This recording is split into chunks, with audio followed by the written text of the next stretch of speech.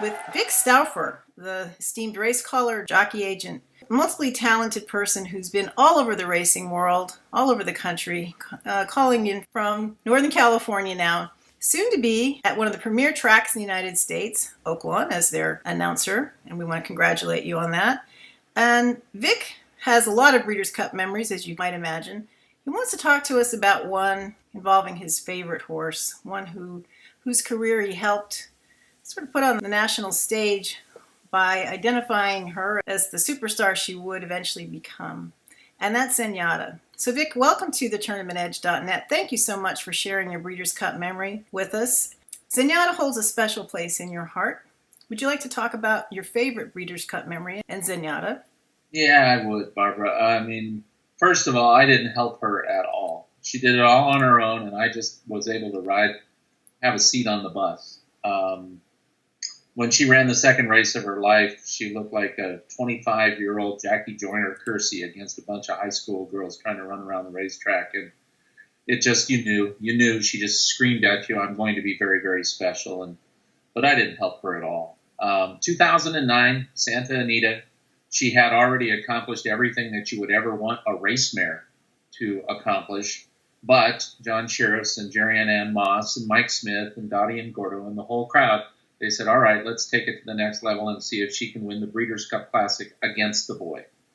And the thing that was really special about that particular day is we almost always knew that Zenyatta was probably going to win.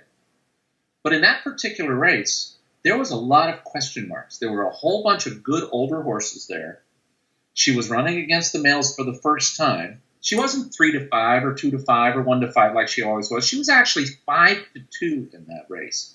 And so not only did you have this spectacle of her being able to try to once again put racing on the national scene. She had already done a race, a piece on 60 Minutes, and I say she did it because she stole the show. Well, going into the race, you just didn't know whether or not she was going to be able to beat the boys.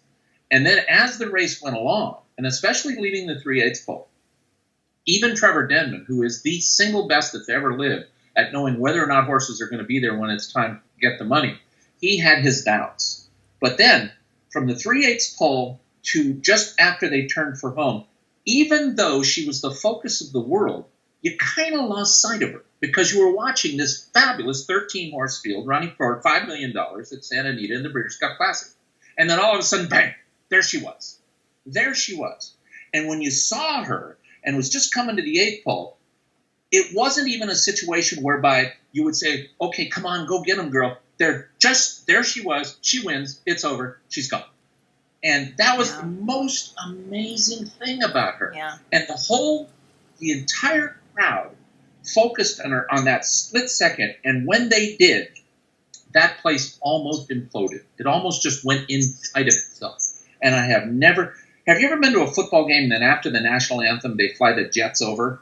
And Sure. And it feels like it gets down into your core and into your soul. That's what it felt like at Santa Anita when you saw her and you just knew she is going to win.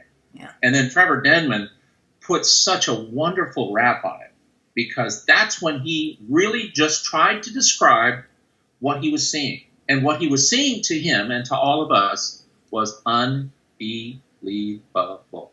And there she went, and she won. The very next thing I remember about that wasn't her coming back, wasn't them showing her dance after the race. It was John Shirreffs. This is the most reserved guy. This is the most conservative man who always, lots of times when she would win, he wouldn't even go into the winner's circle. And I saw him standing on the track, and he was like Tom Hanks in A League of Their Own. When she throws to the wrong runner, he's like, and you could just tell John was going, what do I do?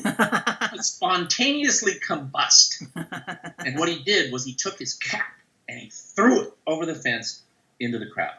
And when I think about that, that's one of the greatest memories of what she did. She made us all better. She made us all do things that we normally would have never conceived of doing.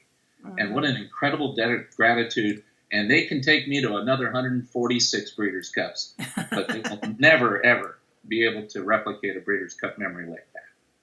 That was beautiful, Vic. I was there that day, and I can verify everything you said, and it's a lot of that's captured on video too, and it's just she was just something remarkable, and we're just grateful to you for having brought her to us with so many vivid memories and sharing that particular one, and we'll always remember it, and we want to thank you from the Tournament Edge.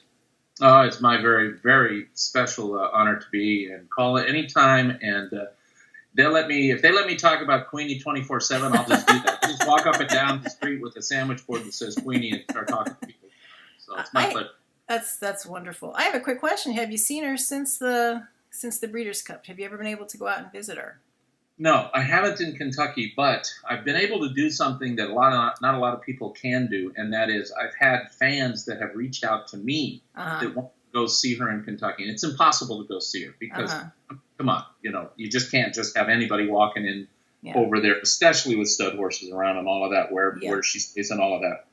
But I've had a couple of friends that I had met over the internet and Facebook and Twitter and all of that, and they said, can you help us meet Zenyatta? And I've asked Dottie and Gordo, who still manages that whole thing, a couple of times to be able to give people access to her, and she's always said yes. And I think it's because I was kind of on the periphery of the whole thing, and so it was very gratifying for me to be able to help true Zenyatta fans actually get to meet her. That's wonderful, and you were certainly not on the periphery. You brought her front and center from the very start. So thanks from all of us, all of racing fans, and all of Zenyatta fans in particular, for that wonderful Breeders' Cup memory. And good luck with your ongoing achievements. You're going to continue to do great things, and we look forward to continuing to watch your career. Thank you so much, Barbara. Right. Thank you. Oh, Queenie!